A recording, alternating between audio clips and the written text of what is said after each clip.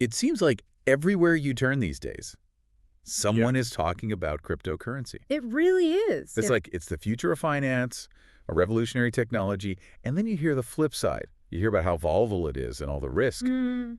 maybe even scams. Oh, So you have to wonder, can it really live up to the hype? right. Well, that's what we're diving into today. Yeah. We're taking a deep dive into a podcast episode called Cryptocurrency Reality or Scam. Oh, that's a good one. Yeah, I thought it was a good starting point to kind of unpack this whole world. It is, I mean, it's definitely a complex landscape. Yeah. For sure. And I think it's understandable to be both intrigued and maybe a little bit cautious. Absolutely. You know what's so fascinating to me about this whole thing is how cryptocurrency is challenging so much of what we think we know about money, Exactly. about finance. Yeah, it's like, what even is cryptocurrency? Yeah. Everyone's throwing around the term, Right. but I'm not sure everyone really understands it. Yeah, in the simplest terms, it's a digital or virtual currency, and it uses cryptography for security. Mm-hmm. But the real key here, and what sets it apart, is its decentralized nature. Okay. So unlike traditional currencies, which are controlled by governments, central banks, Right. cryptocurrency operates independently on a network of computers. Okay, so no more like big banks calling the shots. Right. So what does that mean for me as a user? Like, what are the real world implications? Yeah, well, it all boils down to control and transparency. Okay. So with cryptocurrency, transactions happen directly between users. Mhm. So you're cutting out the middleman. Right. And this can potentially lead to lower fees and faster processing times. That makes sense. Yeah. And then plus, every transaction is recorded on the blockchain, Oh, the blockchain. which is this public ledger Right. that's virtually tamper-proof. Okay, so we hear that word all the time, blockchain. Right, we do. But I think for a lot of people, it still feels kind of abstract. It does. Like, how does this public ledger actually work? Well, imagine like a digital record of every single transaction that's taken place. Okay. And it's replicated across countless computers. Wow. So because it's this distributed system, it makes it incredibly secure Okay. and transparent. Mm-hmm. Anyone can view the transaction history, Oh. but no single entity can alter it. Hmm.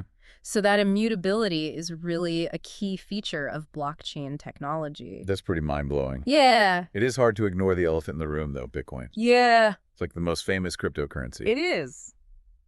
But I've seen the price swings. Like, it's wild. Yeah. What drives that kind of volatility? Well, one factor is that Bitcoin has a limited supply. Okay. There are only 21 million coins, Wow. and that contributes to its fluctuating value. Mm-hmm. So as demand increases and the supply stays the same, the price naturally goes up. Okay. But then you also have things like media hype, when Bitcoin's in the news, Right. regulatory news if a government makes a statement about it, and then speculation from large investors. Oh, interesting. So all of those things can affect the price. So it's really like this scarcity combined with all of these external factors kind of swirling around. Exactly. It makes you wonder, is it actually valuable or just because people think it is? That's the million-dollar question, isn't it? Yeah. Bitcoin's value proposition is complex. Okay. Some people argue that its limited supply makes it a good store of value, kind of like digital gold. Interesting. Others highlight its potential as a global currency Uh-huh. because it's untethered to any specific government or country, Right. but its use for everyday transactions is still quite limited. Yeah, it definitely feels like a gamble, It does. even for experienced investors. Yeah, and we hear these horror stories of people losing their crypto fortunes. Exactly. So what about the safety of it all? Well, you're right to be cautious. The technology itself can be very secure. Okay. However, the cryptocurrency market is still relatively unregulated, and that makes it vulnerable to scams. Right. Exchanges can be hacked, Oh, wow. and new untested coins are always popping up, Right. promising these quick riches. Uh-huh.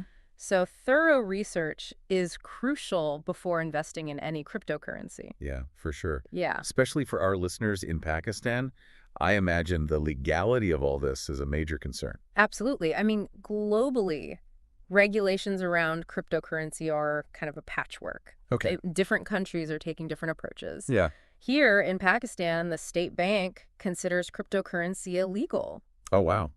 and they restrict banks from dealing with it. Hmm. However, there are ongoing discussions within the government Okay. about potentially revisiting this stance, Okay. reflecting the global trend of governments trying to figure out Right. how to approach this emerging technology. Yeah, so it's kind of a waiting game, It is. but it sounds like things could change. Well, could. Can we get back to basics for a sec? Sure. How do these transactions actually work? Like, where does my money go when I buy something with Bitcoin, for example? So think of it this way. When you make a cryptocurrency transaction, Okay. it's recorded on that blockchain network. Right.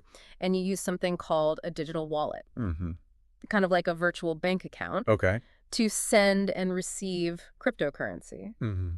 And each transaction is verified by multiple computers on the network, Wow. ensuring its authenticity and security. So it's not magic, No, but it's pretty high tech. it is. Yeah, if anyone can see these transactions on this public ledger, Right. doesn't that raise some privacy concerns? It's a valid point and a valid concern. Yeah. While transactions are publicly viewable, Mm-hmm. they're not directly linked to your real-world identity. Oh, So it's more like a pseudonym. Mm. So your personal information isn't directly exposed, Okay. but maintaining privacy does require taking certain precautions, Like what? like using reputable exchanges and really making sure that you're securing your digital wallet. So there's a learning curve here, A little bit. but the potential is kind of exciting. Yeah. Do you think cryptocurrency could really become like the currency of the future? It's possible. Yeah. Could it replace the dollars and rupees we use today? Right. It's possible, but there are a lot of hurdles to overcome. Like what? Well, things like widespread adoption, Mm-hmm. regulatory clarity, and, addressing those security concerns. Yeah. Those are just a few. And then we also need to consider the environmental impact, Uh-huh. the energy-intensive processes involved in mining some cryptocurrencies. Yeah. Lot to think about. There is. We've covered so much ground today. I know, right? We talked about what cryptocurrency is, how it works, Mm-hmm. Bitcoin's crazy ride, the safety and regulatory landscape, and even like a glimpse into the future. Yeah, I feel like we've only scratched the surface. we have. But what stands out to you? What's the biggest takeaway? Yeah. For me, it's the transformative potential of this technology. Whether or not cryptocurrency replaces traditional currencies, Hmm. it has already sparked so much innovation in finance and beyond. Interesting.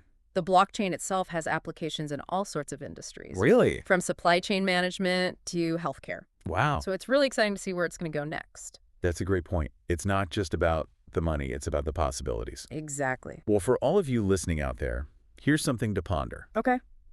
As this technology evolves, Mm-hmm. how might it impact your life, your work, your community?